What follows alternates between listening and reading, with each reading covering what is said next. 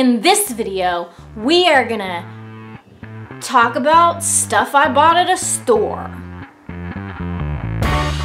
Hopefully there's a deeper message to it than that.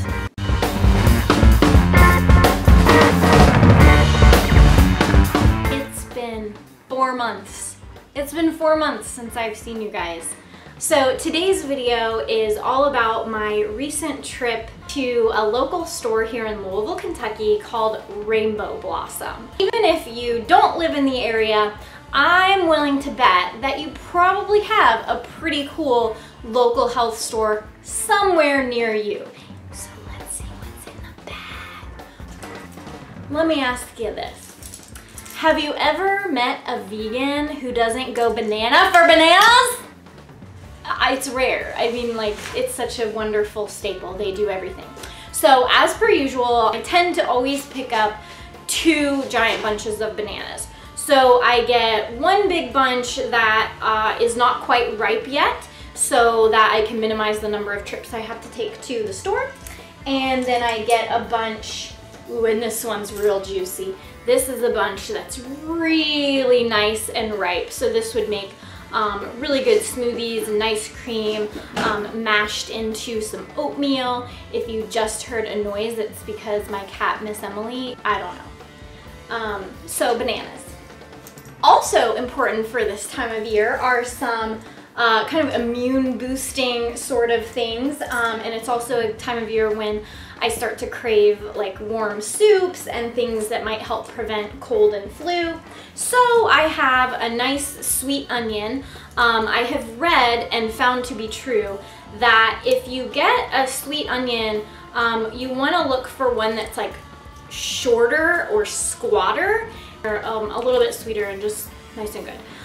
So I'm going to use this for some things like soups. I already used up a bunch of stuff that I still had in a big chili earlier today, which, by the way, is a really good tip for zero waste shopping, is try to avoid the shopping part like as long as you can.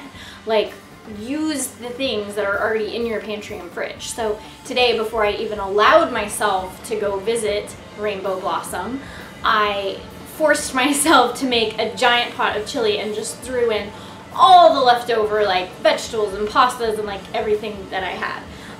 So now I'm pretty cleared out of a lot of that kind of stuff.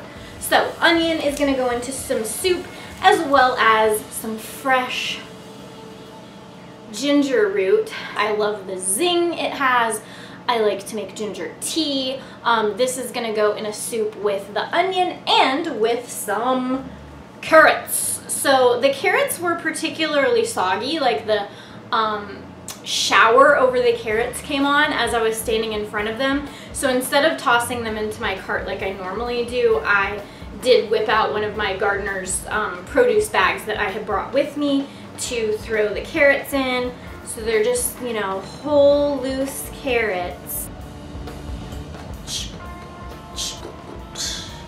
So I actually got these to put in a gingery carrot soup, but we just learned that they could also make really cheap drumsticks if you play drums.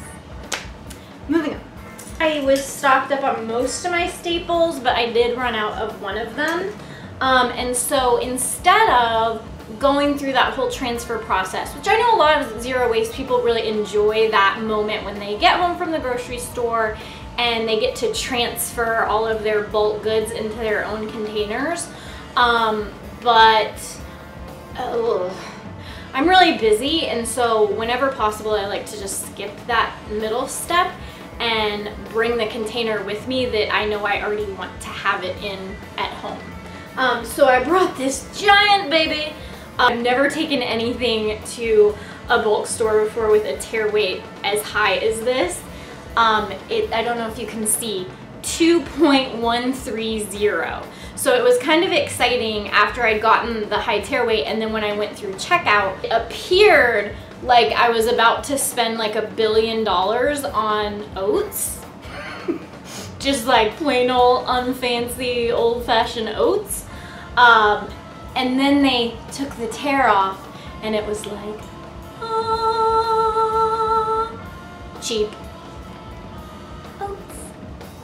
You can't live without them. And honestly, that's all the food I got.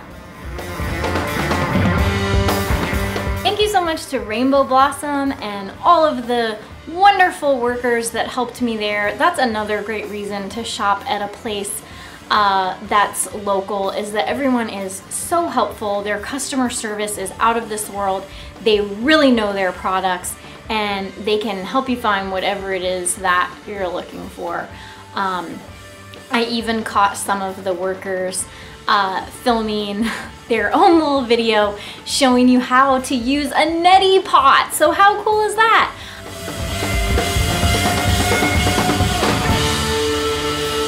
I have always from the beginning thought that it was important that I admit that the all or nothing way of thinking is fallacious. Nobody is under obligation to be completely one way. I just want to show changes you can make toward that direction. Little PSA here that always seems to get lost in zero waste discussions is that zero waste does not mean you produce zero waste. It means a zero waste economy, so that you will try to create an economy where products live a full life cycle, that we have extended producer responsibility for when the life cycle for that item is up, etc., etc. So there are a couple of other things that I bought at Rainbow Blossom that were not technically zero waste. So I'm admitting that, but I don't care to show them to you because I don't want to actually promote those products. So yeah, there were a couple things I made a concession on, but you don't really need to know what they are. You just need to know that I'm not perfect and I'm showing you the stuff I did get that is zero waste. If you're not following me on Instagram at the Darling M, that's linked in the description box below. Instagram the Darling M. And I've also started trying to promote secondhand fashion on Depop, so I'll put my link to my shop down there too.